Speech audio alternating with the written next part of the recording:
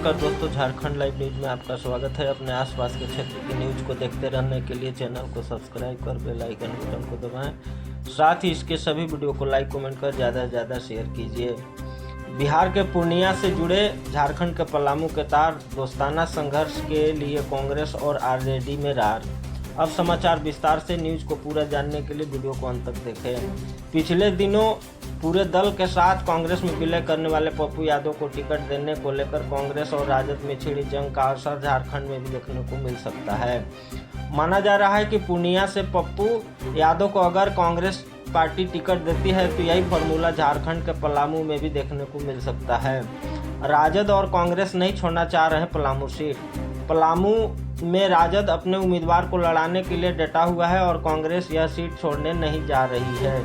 अभी 2 दिनों पूर्व ही प्रदेश कांग्रेस अध्यक्ष राजेश ठाकुर ने दावा किया था कि पलामू सीट पर कांग्रेस के दावे से लालू यादव सहमत है, लेकिन बदलते हालात में दोनों दल आमने सामने डट जाएं तो कोई नई बात नहीं होगी। पिछले लोकसभा चुनाव में भी राजद कांग्रेस के उम्मीदवार गठबंधन होने के बावजूद कई सीटों पर फ्रेंडली फाइट कर चुके हैं और इसका नतीजा भी दोनों दलों ने भुगता है। सीटों पर बंटवारे को लेकर कांग्रेस और राजद के मैदान में खड़े उम्मीदवार।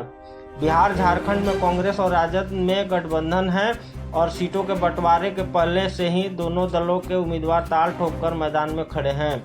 पूर्णिया में कांग्रेस के पप्पू यादव पीछे हटने को तैयार नहीं तो पलामू में ममता भूइयां ने गठबंधन की ओर से सीटों का घोषणा के पहले ही अपनी चुनावी अभियान शुरू कर दिया है। ममता का दावा है कि पार्टी ने उन्हें चुनाव लड़ने को कह दिया है। झारखंड में INDIA के बीच सीटों के बंटवारे की अभी घोषणा नहीं हुई है।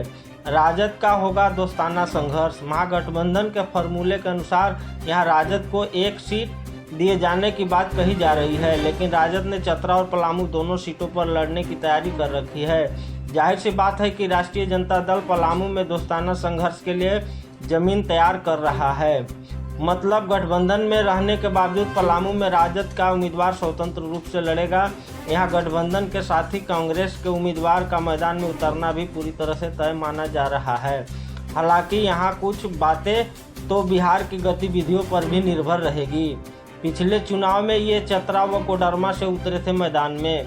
पिछले चुनाव में भी कांग्रेस, वामपंथी दलों और राजद ने कई सीटों पर दोस्ताना संघर्ष कर इसका परिणाम भुगता था। चतरा से कांग्रेस के मनोज यादव मैदान में थे तो राजद के सुभाष यादव और CPI ने अर्जुन कुमार को टिकट दिया था।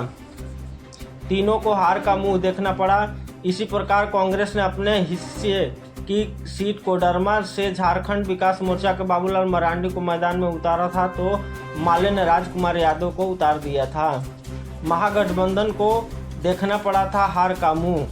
महागठबंधन के दलों को उन सीटों पर तो निश्चित तौर पर हार का मुंह देखना पड़ा था जहां एक दूसरे के खिलाफ उम्मीदवार उतरे थे। झारखंड की 14 सीटों से 2 सीटों पर महागठबंधन की जीत मिली थी और उसका कारण यह था कि इन सीटों पर एक दूसरे के खिलाफ प्रत्याशी उतारे नहीं गए थे।